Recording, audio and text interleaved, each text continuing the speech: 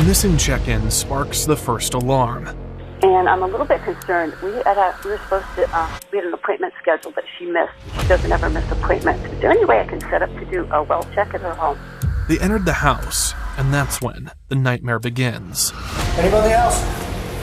We got no one here.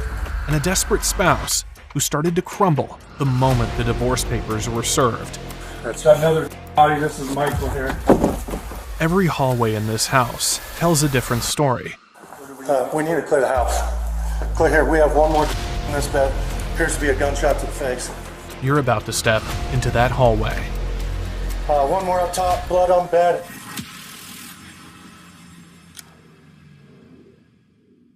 Welcome back to the channel, where we break down true crime cases one room at a time. If you're ready to see what happens when control turns dark, and what signs get buried before a disaster unfolds, before we dive in, if someone you know is isolated, controlled, or living in fear, share this video. It might be the sign they're waiting for. Stay tuned, because in the next minute, we're walking through that front door. It was January 4th, 2023. Just a regular afternoon in Enoch, Utah. Around 4 o'clock, a woman called the police, said she was worried about her friend Tausha Haight. Now, Tausha wasn't the type to miss appointments, and that's exactly what had her friend on edge. Who was going through a divorce and was going to go back to her home last night. They had to do some paperwork. And I'm a little bit concerned. We were supposed to, we had an appointment scheduled that she missed. She doesn't ever miss appointments. Is there any way I can set up to do a well check at her home? Michael Haight was born in Seattle in 1980. The next year, his family moved to Cedar City, Utah. Michael finished high school in 1998 and then left for Brazil. He spent 2 years there on a mission for the Church of Jesus Christ of Latter-day Saints. When he came back, he enrolled at Southern Utah University to study business. That's where he met Tausha. They got married in the St. George Temple in 2003. Over the years, they had 5 children. Church life was a big part of their world. Tausha stayed home with the kids. Michael worked for Allstate. Some people drove long distances just to meet with him. He was the kind of insurance agent who followed up, double-checked, and chased the best rates. From the outside, they looked solid. But of course, not everything is what it seems. Michael cared a lot about how things looked, what people thought of him, what people thought of his family. That was the focus. Not actually fixing the problems, but hiding them. Tausha had been trying to speak up for a while. She told Michael things weren't working. She said his behavior was controlling, sometimes even abusive, and she didn't just say it once. She'd been saying it for years. And that concern, it wasn't a secret anymore. Okay, and you said she was supposed to go back home last night, was it? Yeah, she was away with her parents for like a week, I think, with the kids, and was going to go home last night as they had some divorce paperwork. But I know that she was a little bit concerned for her safety that way, and I just want to make sure she's okay. I can't get her by phone or email, and it's not like her to miss an appointment. It's only been an hour. It's not yet, it's just been an hour. But her friend already knew something wasn't right. Money was one big way Michael controlled his wife. He was the only one working, so he controlled the finances. Each week, he gave Tausha $300 for groceries. That was it. And one week, she spent $30 more. Not on something big, just a small rug to replace the one in the kitchen that had gotten ruined. When Michael found out, he got angry. Told her she should have put food back instead. That no matter what, she shouldn't have gone over the limit. For Tausha, Christmas that year had been tight too. Michael gave her $100 per child to spend. 5 kids, $500. Tausha had stretched it out the best she could. She was proud of what she pulled off. But still, something didn't sit right. Tausha started saving, just a little from her monthly allowance, tucking it away for something she knew was coming. Divorce. When the day finally came, she handed him the papers. But even then, Michael refused to leave. Makes it look like you're abandoning your family. And so that can be an argument used against a parent that leaves. He stayed right there in the house. The dispatcher asked the caller to confirm that. Okay, did her and her ex still live together? Yes, that was what the situation was. He was refusing to leave the home, and that's what the paperwork was. She was going to file paperwork to get him out. Once when the kitchen table started to fall apart, Michael didn't ask how it happened. He blamed Tausha, said it was her fault for not controlling the kids, and he made it clear he wasn't paying for a new one. So Tausha handled it herself. She got the supplies, sanded it down, and refinished the whole thing in an afternoon, quietly, without asking for anything. But when Michael came home, he wasn't impressed. He wasn't thankful either. He got upset, not because the table looked bad, but because she hadn't asked for permission. Michael took her car keys when he didn't want her going anywhere. Took her phone too, just to keep her still. But even when people were over, they didn't talk freely, not inside. Tausha thought the house might be bugged, so conversations stayed quiet. Even her text messages were stripped down, just enough to sound cheerful, never too detailed. She didn't want to give Michael a reason to dig, and honestly, it seemed like he was digging, watching, maybe even recording. Can I give you a big hug? No? How about tickles? Most of these recordings look like this because Michael recorded his family secretly. He knew this might turn into an ugly legal battle, so he started to curate evidence that portrayed him in good light. Well, we can go to the mountains maybe tomorrow or the next day. Tausha never saw these videos. Videos that looked like everything was fine. You need my help? You three go in together. Yeah. Yeah. Okay, Do you want Yes, come here. Tausha had been opening up about her relationship, bit by bit. She told her friends she wasn't sure what Michael would do if he found out. Okay, she said that to you specifically that she was concerned for her welfare about going home? Yeah, she had some concerns about that, and I had some concerns just from talking to her, too. I was encouraging her not to do that, but I'm not sure what she decided, but I know her plan was to go home. Okay, why is she concerned? He has had some violent tendencies in the past, and I believe CPS has been involved, and I actually believe she came and spoke to the police department a couple weeks ago to let her know divorce was upcoming, just because she didn't really trust him. Tausha once told a neighbor about some of Michael's little rules, things that might have seemed harmless at first, like how he made her wash and reuse plastic bags, or cut baby wipes in half. Sure, it looked like a way to save money, but it wasn't just about saving. It was about control. He controlled the food budget. He controlled the gas. He even controlled how many squares of a wipe could be used at a time. And it wasn't just Tausha he was watching. It was the kids, too. Okay, and you said she missed an appointment today. Was that like an appointment for you guys to meet up together, or? Yeah, I'm actually out of state. Otherwise, I would probably check on her myself, but okay. We had a time we were going to meet. We were going to do a video chat. Okay. In here, do you know, by chance, in the past, like, can you explain to me, like, how he was violent? Was it just... I know they had a well check with CPS down there. It was with one of the kids. He just has anger issues. In January of 2021, their daughter Macy called Child Services herself. She was a teenager, but she'd seen enough. That day, they were all in the car, driving down the freeway. Michael started screaming at Tausha. Then, out of nowhere, he yanked the wheel, swerved hard. The seatbelts dug into the kids so badly, it left red marks across their bodies. It wasn't the only time he lost control. Macy said he'd once grabbed her by the shoulders and slammed her head into the edge of the couch. She remembered how he'd stand over her and her siblings, nose to nose, breathing heavy, trying to scare them into silence. To him, it felt like everyone in the family was secretly working against him. I'm a little curious why you're so wanting me so aggressively to just move out of here, too, you know, and not let the system play out, and why you're feeling like you have to get some motion to remove me from here. Our kids have mentioned, especially our older two, have mentioned that when you're here, it is more tense. I know that right now, they're kind of taking your side. Michael didn't need a substance to lose his temper. He already had a pattern, and it was getting worse.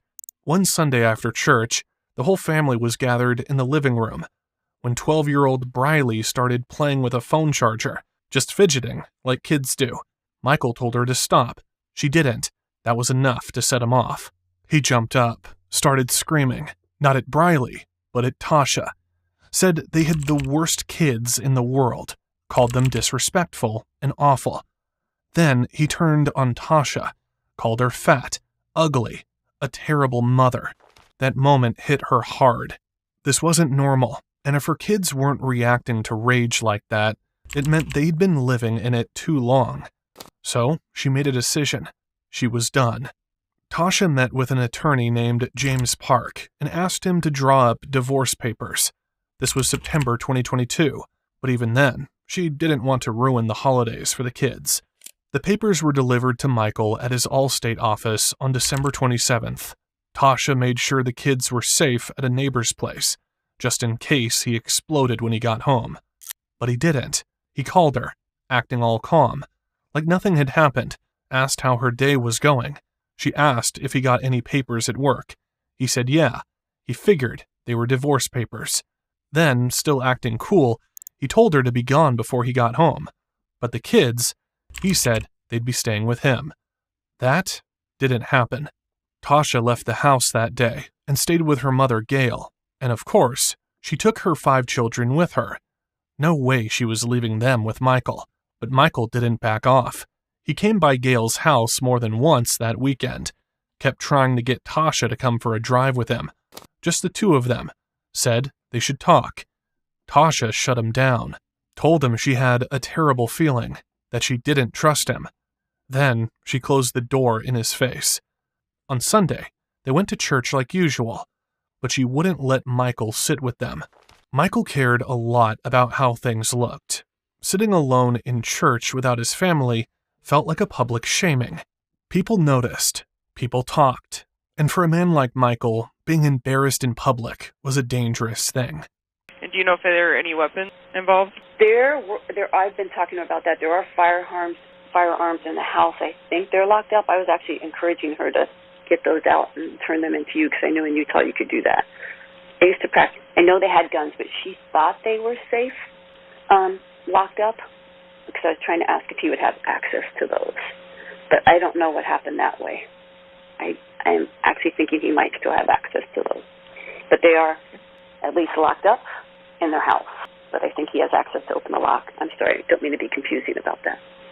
Okay. And then it's safe from the kids getting to them. Tausha had started telling her family that Michael was acting off. It started after the divorce papers. He didn't leave like he was supposed to. Even his lawyer had told him to move out, but he wouldn't. He stayed in the house, down in the basement, sleeping on a thin sleeping bag in the exercise room. He kept to himself, but he wasn't exactly invisible either. He moved around like someone with a plan. One he wasn't sharing. Trying to help provide and trying to be a good husband for you. And I'm sorry I have fallen short in ways. You do need help. I hope you can get it. I want you to. Hon, I want it. I've told you. I deserve to be treated so much better. Tausha also discovered that the savings accounts they'd built up for each of their kids, about $20,000 each, had been emptied. Michael had taken it all out. But what really sent chills through her was when she found out that every single firearm in the house had been removed. Even the hunting rifles passed down from her dad. Even the handgun she kept next to her bed. Tausha had learned to shoot from her mother, Gail. Her sister, Jenny, had too. They weren't strangers to guns. They respected them, knew how to use them. But now, those guns were gone, and Michael was the only one who knew where they went. I cannot continue to tolerate the way you have treated me. I'm done. You have shut those down every time. So I don't have a voice, Mike. I don't have a voice. I will have freedom now. The next day, things only got more quiet. Too quiet. The police had already been called once asking for a welfare check, but now, another call came in. The message was simple and chilling. It's been 20 hours since we have heard from anyone. The silence was beginning to speak for itself. The welfare check began at 2:20 in the afternoon. Officers knocked on the front door of 4923 North Albert Drive.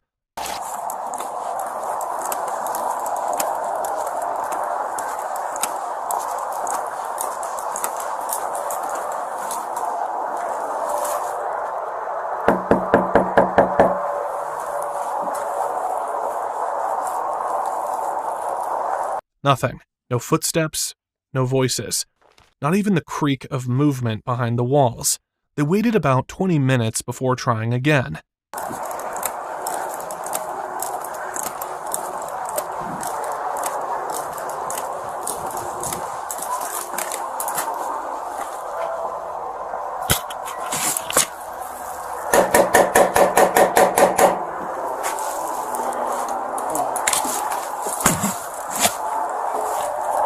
Still, no answer.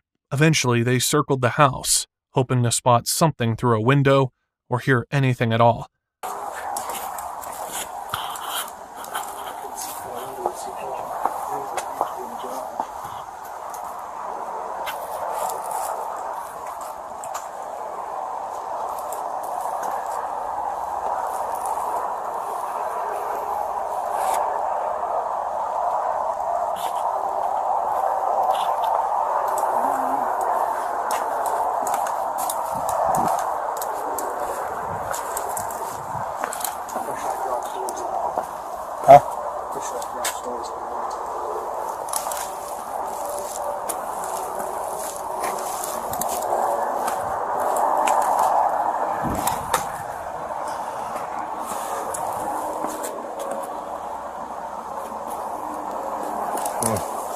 These people you said come after Hurricane?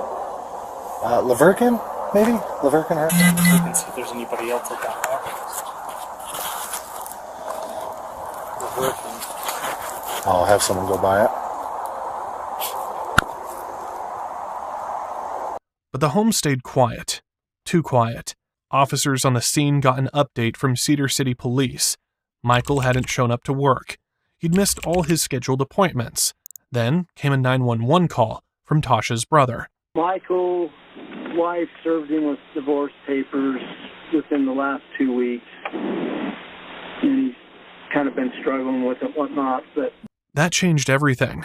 It was no longer just a routine check-in. With no contact from inside the home, officers decided to try another route. They reached out to the kids' school district to see if they could track them, and none of them had shown up for school. Officers tried everything they could to reach someone. No response from Michael, no response from Tausha, and now, no trace of the children either. One of the officers reached out to see if any of his colleagues had a connection to the family. Someone did, a family friend. They had a key. By 4 p.m., police stepped inside.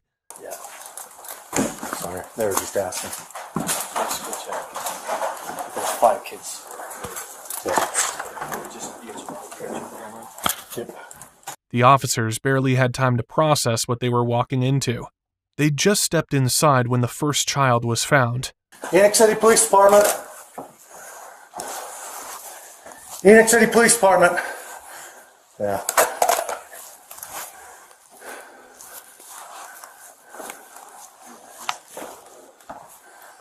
There's going to be other kids. I got you back. Cedar 673 prioritize this channel. I have 2 on the bed. I'm going to clear the home. They moved quickly from room to room. Time felt like it slowed down. Cedar 6. Go ahead, I got you. Enoch City Police Department. Anybody in the home, make yourself known. I'm going to clear this room.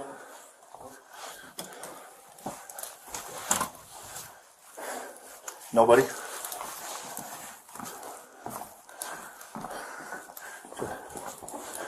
Enoch City Police Department. Anybody in the house? We got another one right here. Then another officer stepped in to help.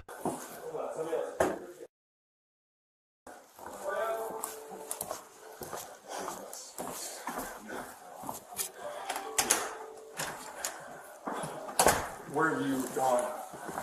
We need to clear the house. Clear here. We have one more in this bed. Appears to be a gunshot to the face.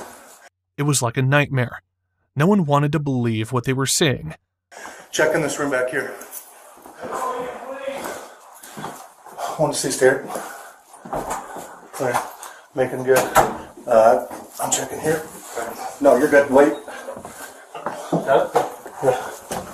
One more. Guns right back ahead.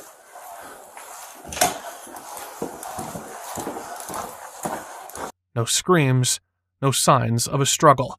Just silence. After clearing the main floor, the officers headed for the basement.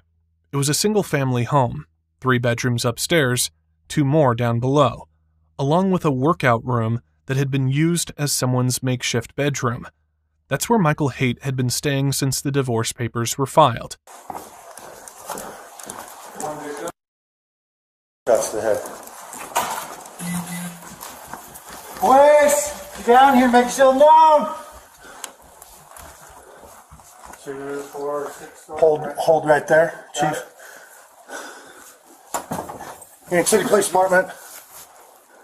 One more up top, blood on the bed.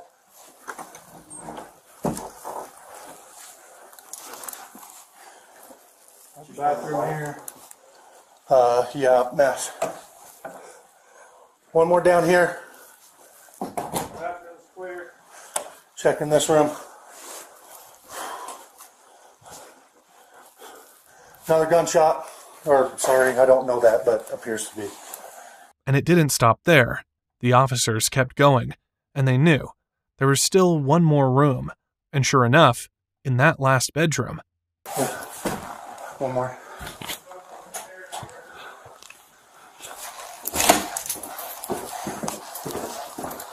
What else? Just a vacuum that's going to fall. Until now, every door had been unlocked.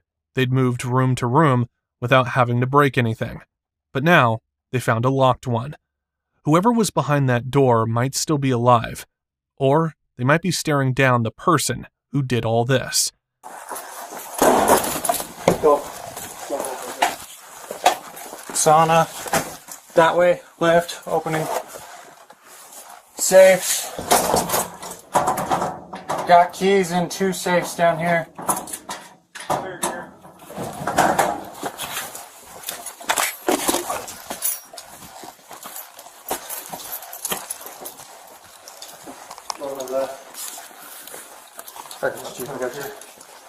Assuming this is outside. Then came the final discovery. Got another dead body. This is Michael here. Put it in one door, Chief. Hold on. They found Michael in the workout room. Michael Haight was lying on his back on top of a sleeping bag, a .40 caliber pistol between his legs. He'd shoved tissue into both ears. Right beside him was a handwritten note. Text from the note. I've been an honorable good man who has tried to do my best to provide for my family. I've never seen someone who is so intent on finding faults in others. I've tried helping, but it generally backfires, and I seem to always get blamed. I've been complained about every step of the way. She's been so awful to me and my family for years, and I've generally been patient, trying to work through her issues with my family. This is nonsense, and I can't handle it for one more day. I kept asking for help, and you wouldn't listen. Around 3 a.m. on January 4th, 2023, a woman got up to use the bathroom. Nothing out of the ordinary, just one of those routine late-night walks through the hallway in the dark. But as she passed the window, she heard it. She got angry. Fireworks? In January? It wasn't New Year's Eve anymore. Who even does that? But these weren't fireworks. They were gunshots, coming from the Haight house next door. And by the time the sun came up, every one of them inside was already gone. 8 people shot and killed. All from the same family. Michael Haight, 42. Tausha Haight, 40. Gail Earl, Tasha's 78-year-old mother. And 5 children. Macy, 17. Briley, 12. Twins Ammon and Sienna, 7. Gavin, 4. Michael killed them all, then turned the gun on himself. Police didn't need a confession. Michael had left his thoughts in the open, on his browser. 5 days before the murders, on December 30th, 2022, Michael had been researching. How loud is a 9mm gunshot? Would a neighbor hear a gunshot in a garage? How loud is a gunshot in a house? He didn't search for help, or counseling, or how to handle a divorce. He searched how not to get caught. Michael had been served divorce papers on December 21st. Days later, every gun in the home, except the one he used, was removed. He didn't just plan to kill. He planned to make sure Tasha had no way to fight back. He admitted going through Tasha's phone and tablet, Looking for signs, she was talking to others about their family. Tausha told the officer she didn't want to press charges. Maybe she thought it would stop. Maybe she didn't want the community to see behind the curtain. Even the officer told her there was no indication that Michael would ever become violent. He was wrong. And now, the cost of that silence was 8 lives. In the quiet days that followed, the town tried to make sense of something that would never truly make sense. 7 hearses line the parking lot of the Laverne Stake Center of the Church of Jesus Christ of Latter-day Saints. Michael Haight didn't snap. He made a series of choices. Calculated, cruel, and final. Tausha did everything right. I'm done. You have shut those down every time. So I don't have a voice, Mike. I don't have a voice. I will have freedom now. She spoke up. She asked for help. She filed for divorce. And still, it wasn't enough.